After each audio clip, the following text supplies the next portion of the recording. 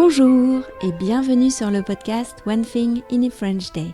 Aujourd'hui, jeudi 20 juin 2019, cet épisode, le numéro 1672, s'intitule « Sortie de fin d'année à Vaux-le-Vicomte ».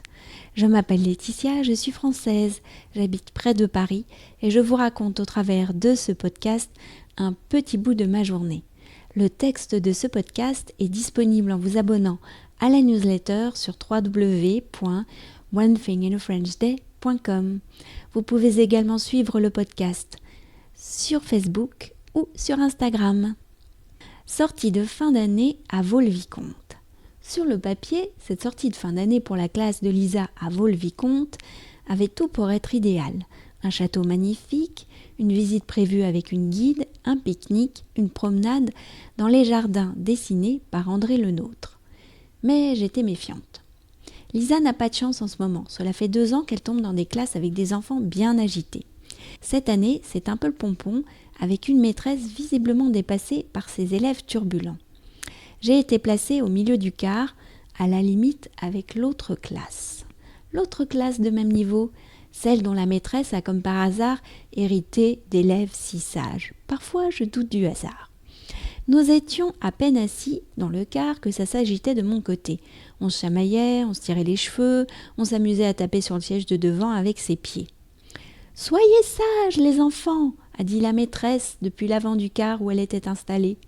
Sa voix s'est perdue dans le brouhaha ambiant. « Mais qu'est-ce que je fais là ?» ai-je pensé. Finalement, j'ai pris mon courage à 2 mains.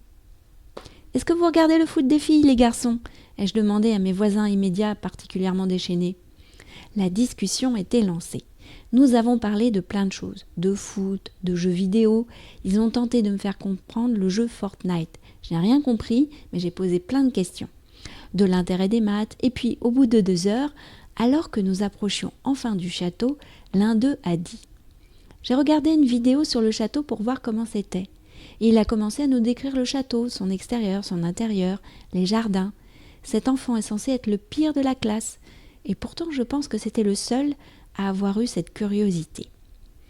Enfin, nous sommes arrivés au château.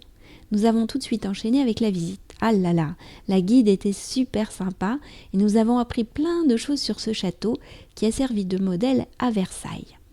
Ce château avait été construit par le ministre des Finances de Louis XIV, Nicolas Fouquet, qui a décidé de donner une grande fête en l'honneur du roi en août 1661 dans son nouveau château.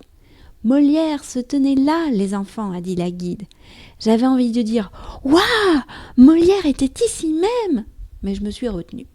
Donc Vaux-le-Vicomte est un château classique à la française, avec des plafonds à la française, d'autres à l'italienne avec des fresques. Les enfants avaient tout de même retenu certaines choses de leur leçon d'histoire et ont épaté la guide. Le déjeuner les a calmés, puis la balade dans les jardins a dû être écourtée pour rentrer à temps. Les enfants étaient déçus, ils voulaient marcher jusqu'à la statue toute dorée d'Hercule.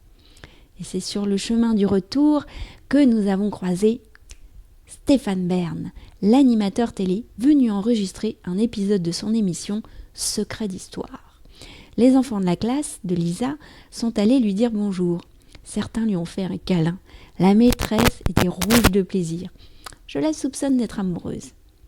Mais ça n'a pas empêché le retour d'être infernal. Je suis ressortie du car avec un mal de tête carabiné. Il fallait pourtant enchaîner avec la fête des voisins. One Thing in a French Day, c'est fini pour aujourd'hui.